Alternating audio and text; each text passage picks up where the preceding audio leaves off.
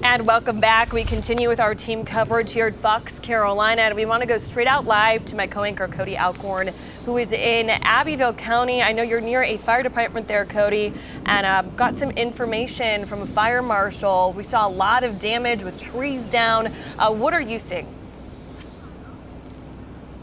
Actually, I just rolled up here to the Cold Springs Fire Department, so I've not seen any damage yet. I'm actually going to interview the fire marshal here, Tim Williams, in just a moment. He's right now on his radio getting some new information from the fire chief and some other law enforcement who are out and about. But you can see this is kind of the base here. You have Abbeville County headquarters. You have Antroville Fire Department. We've seen Honeypath Police Department come by. This is kind of the headquarters where they're going to be getting everyone together.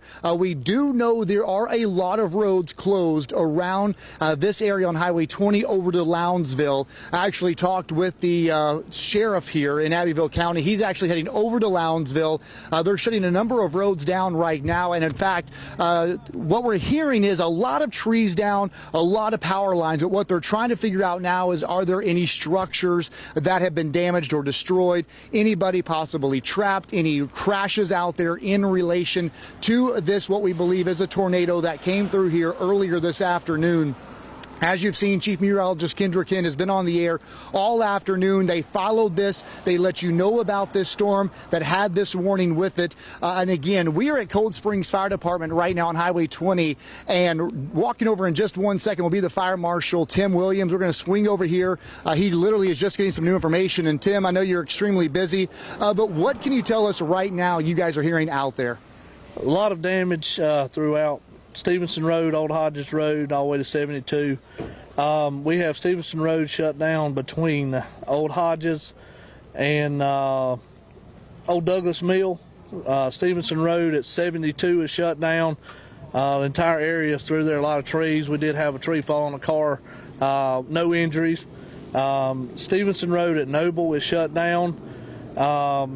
We do have down in Lounsville area, Mitchell Place, Latimer Road on Highway 81. They'll be diverting traffic through there.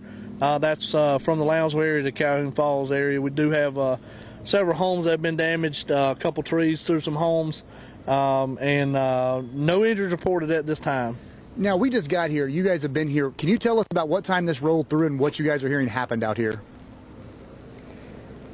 We started receiving calls at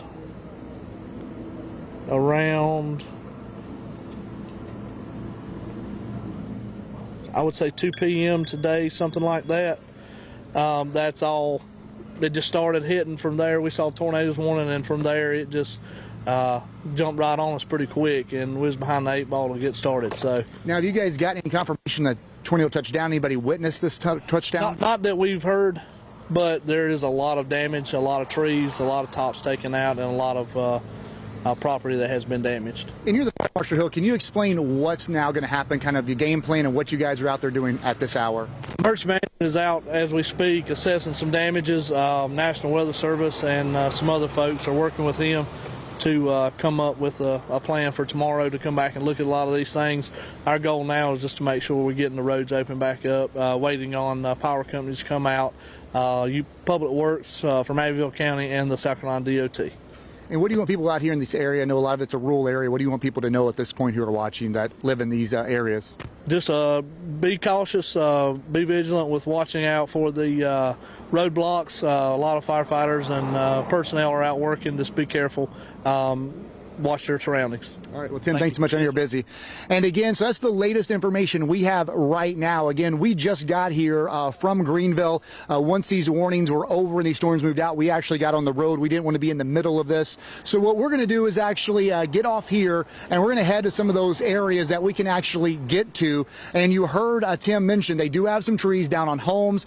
They did have a tree down on a vehicle, but fortunately, again, nobody injured at this point. So that is some good news news right now, but again, these are early reports, and as you can imagine, they still have crews getting out. As I mentioned, the sheriff here, Sheriff Watson, told me he's heading down to Lounsville. I'm going to get on the phone with him when I leave here, see what he can tell us. But again, I just wanted to get here to Cold Springs Fire. I knew this was the base for where people were meeting and get you that information, because a lot of people, again, are wondering what happened here, because I know we have crews over in Elbert County, and we do know there is some damage here now in Abbeville County, and this thing could have been on the ground if it is in fact a tornado for a little while. So again, from the damage reports we're hearing, this thing did hit over a pretty wide area. But as Tim mentioned, the National Weather Service will be the experts here on the ground tomorrow, and they will survey this damage, and I'm sure Kendra will hit on this, but they'll look at certain things as far as, are there any tree branches, are the trees twisted, or are all those trees going in a one direction? Because a lot of people always think it's a tornado, but there are some